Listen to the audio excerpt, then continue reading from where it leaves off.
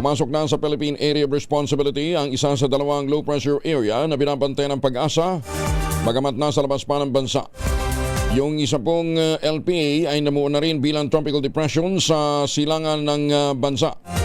Huling namataan ng naturang LPA sa layong 910 kilometers silangan ng northeastern Mindanao. Ayon kay Benson Estareha ng Pag-asa, malabo pa itong maging bagyo ngunit maaaring magdala ng mga pag-ulan sa silangang bahagi ng bansa habang tumatawid sa Mindanao at Palawan bago tuluyang malusaw pagsapit naman ng weekend. Sinabi ni Estareha na mamayang gabi naman ang trough o outer portion ng LPA ay magdadala ng mga pag-ulan sa silangang bahagi ng Visayas, Caraga at Davao Region. Samantala, huling namang namataan ang tropical depression nasa layong 2,560 kilometers. Ito po ay nasa east of northeastern Mindanao. May tagla ito nakakas na hangin na 55 kilometro bawat oras at pagbugsong umabot naman ng 70 kilometro bawat oras. Kumikilos ng mabagal at pa-north-northwestward. Sa pagtaya ng Pag-asa, ang bagyo ay kikilos ng pakanluran o hilagang kanluran sa mga susunod na araw at maaaring pumasok ng power line sa Sabado o Linggo. Tatawagin ito sa pangalang Kaloy, ikatlong bagyo sa bansa ngayong taon. Isa sa nakikitang senaryo ng Pag-asa ay magre-recurve ito o babalik sa northern part ng Philippine Sea.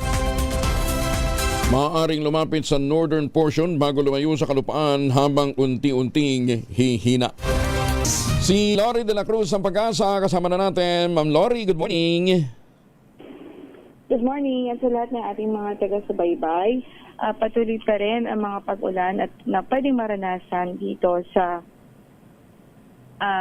Surigao, sa Eastern Samar, Southern Leyte, Dinagat Islands at Surigao del Norte dahil sa epekto po ng low pressure area na nakita sa layong 670 kilometers silangan ng Hinatuan, Surigao del Sur. Ito pong LPA, mababa naman ang chance na maging bagyo pero kahit na mababa yung chance na may bagyo, magpapatuloy pa rin ang pagdulot niya ng mga pag-ulan. Samantala, sa Metro Manila at natitirang bahagi ng bansa, generally fair weather naman ho ang inaasahan na magiging lagay ng panahon at posible pa rin na mainit. Mataas pa rin ang chance po natin ng mainit at malinsang panahon sa halos maghapon. Sa Kamaynilaan, pwede pong umabot hanggang sa 41 degrees Celsius ang maximum heat index natin sa araw na ito. Mas uminit? Mas uminit, Ma'am Lori? Naku. Oo. Mga anong oras kayo yan? Mga anong oras? Patuloy na rin pinag-iingat ang ating mga kababayan dahil nga po pa rin sa init ng panahon na pwede pong maranasan. At dahil nga po, possible po na magdulot yan ng heat stress at heat cramps sa ating mga kababayan. So yun mo ng latest mula dito sa Pag-asa. Ito po si Lori de la Cruz. Pero anong pinakamainit, Ma'am Lori? Pwede pong umabot hanggang sa 45 degrees Celsius dito po sa Tacloban City. Tacloban. Tabing dagat din kasi, ano ha? Yes. Pero sa Dagupan, maintain din yun, yung damang init na mataas din. Ay, sus. Baguio, kumusta, ma'am? Let me check po. Oo. Tingnan natin kung meron tayong refuge na pwedeng puntahan sa Baguio.